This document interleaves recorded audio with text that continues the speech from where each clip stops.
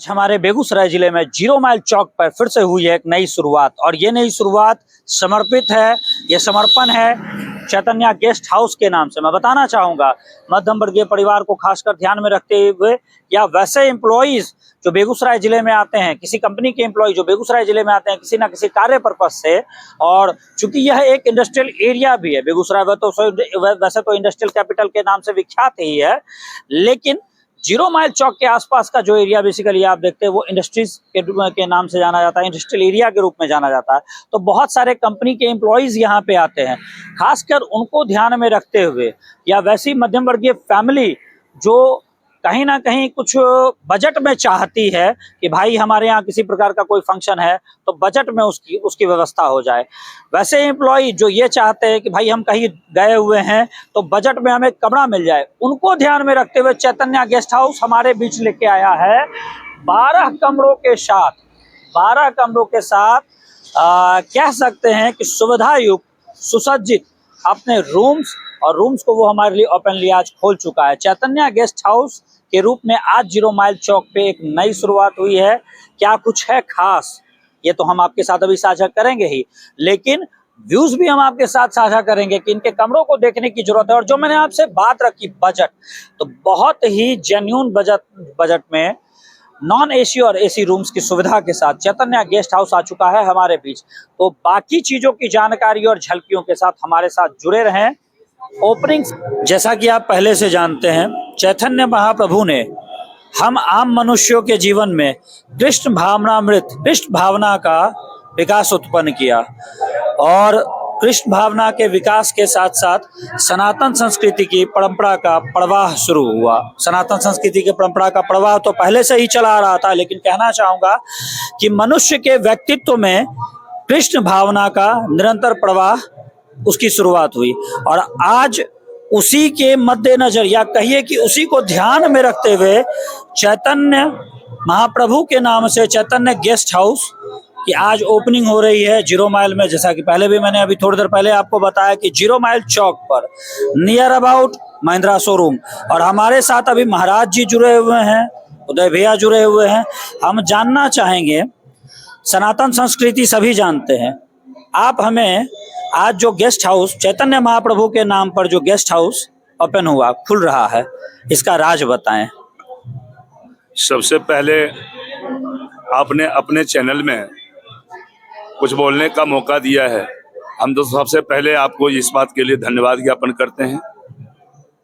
और दूसरी बात, आपने जो पूछा यह चैतन्य गेस्ट हाउस, यानी आपका कहना है कि इसका तात्पर्य क्या है, यही कहना चाह रहे हैं ना।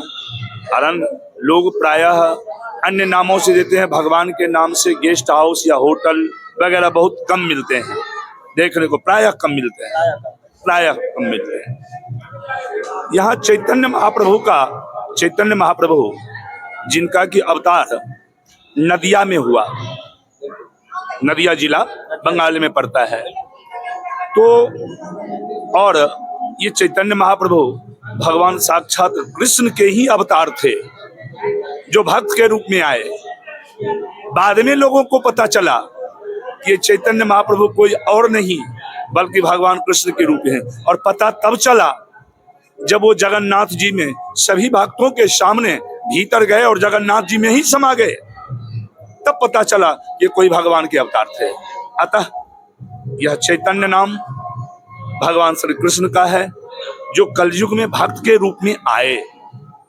अतः इस गेस्ट हाउस का नाम चैतन्य देने के पीछे तात्पर्य यह है कि यह सनातन संस्कृति से जुड़ा हुआ यह गेस्ट हाउस है। इसलिए जो भी अतिथिगण आवे अपनी संस्कृति, अपनी मर्यादा और इस चैतन्य के नाम की गरिमा को बरकरार रखें, इसीलिए चैतन्य नाम दिया गया है। कहना चाहेंगे श्री कृष्ण चैतन्य प्रभु नित्यानंद श्री अद्वैत गदाधार श्रीवासादि गौर भक्तवृंद, हरे कृष्ण कृष्ण कृष्ण हरे हरे, हरे राम राम राम हरे हरे। और इस अवसर पे एक और सवाल उदय भैया से हमारा बनता है अमूमन चैतन्य महाप्रभु आपने नाम रखा, अमूमन देखा जाता है किसी राजनेता को बुलाकर अपने प्रतिष्ठान का लोग शुभारंभ करते हैं, प्रशासनिक विभाग के वरिष्ठ अधिकारियों को बुलाकर अपने प्रतिष्ठान का शुभारंभ करते हैं। आपने वैसे महाराज जी हमारे लिए गुरुतुल्य नहीं, गुरु ही हैं और आप हमारे बड़े हैं, सम्माननीय हैं। तो इस अवसर पर आपने या महाराज जी को बुलाकर इस गेस्ट हाउस का ये तात्पर्य भी हम समझना चाहेंगे। देखिए, हम भागवत कथा के वक्ता हैं और प्रायः हम कथा में यह चर्चा करते हैं कि अलग अलग कामनाओं के लिए अलग अलग देवताओं की उपासना करें। अब प्रश्न उठता है कि देवता एक नहीं है, 33 कोटि हैं। कोटि का मतलब प्रकार होता है। हाँ, बहुत से लोग 33 कोटि यानी 33 करोड़ कहते हैं। 33 कोटि नहीं, करोड़ नहीं, बल्कि 33 प्रकार के देवता हैं। तो आपने जो यह प्रश्न पूछा कि प्रायः कोई बड़े पदाधिकारी अथवा राजनेता से उद्घाटन कराते हैं और इस गेस्ट हाउस का उद्घाटन संत से क्यों? तो महाराज, अगर जैसे कि देवता लोग का हम उपासना करते हैं तो सबकी उपासना नहीं कर पाते, तो हो सकता है जिसकी उपासना करें वो प्रसन्न रहेंगे और जिसकी उपासना न करें हो सकता है वो रुष्ट हो जाए। लेकिन जैसे हम लोग कहते हैं कि अकामा सर्व कामो वा मोक्ष काम उदारधि दिव्रेन भक्ति योगे न यजे तो पुरुषम परम। परम पुरुष की उपासना से ही एक परम पुरुष अर्थात नारायण एतावान सांख्य योगाभ्याम स्वधर्म परिनिष्ठया जन्म लाभ परम पुंसम अंते नारायण स्मृति। भगवान नारायण की उपासना अर्थात राम श्याम की उपासना से सबकी उपासना हो जाती है। ऐसे ही संत के उद्घाटन से, संत से तो राजनेता भी जुड़े हुए हैं, आप देखते हैं प्राय देश में, और संत से प्रशासन भी जुड़े हुए हैं।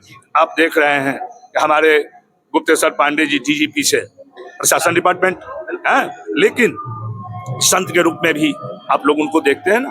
तो संत से उद्घाटन कराने का तात्पर्य मेरा यह है कि हो सकता है अलग अलग से उद्घाटन करावें और हो सकता है जिनसे उद्घाटन करावेंगे वो प्रसन्न है, कहीं कोई छूट गए तो कहीं दुखित भी हो सकते हैं। लेकिन अगर किसी संत से उद्घाटन कराते हैं तो संत में सबकी श्रद्धा है, संत में सब निहित है और संत सब में निहित है। अतः संत का उद्घाटन बराबर सबका उद्घाटन हो गया, इसीलिए संत से उद्घाटन कराया गया है। संत में सब समाहित है। तो इसी बात पे जब आज गेस्ट हाउस का उद्घाटन हो रखा है तो मैं चाहूंगा आप सभी से कि एक बार हो जाए हरि बोल, हरि बोल, निताई गौर हरि हरि बोल, राधे राधे राधे राधे राधे राधे राधे।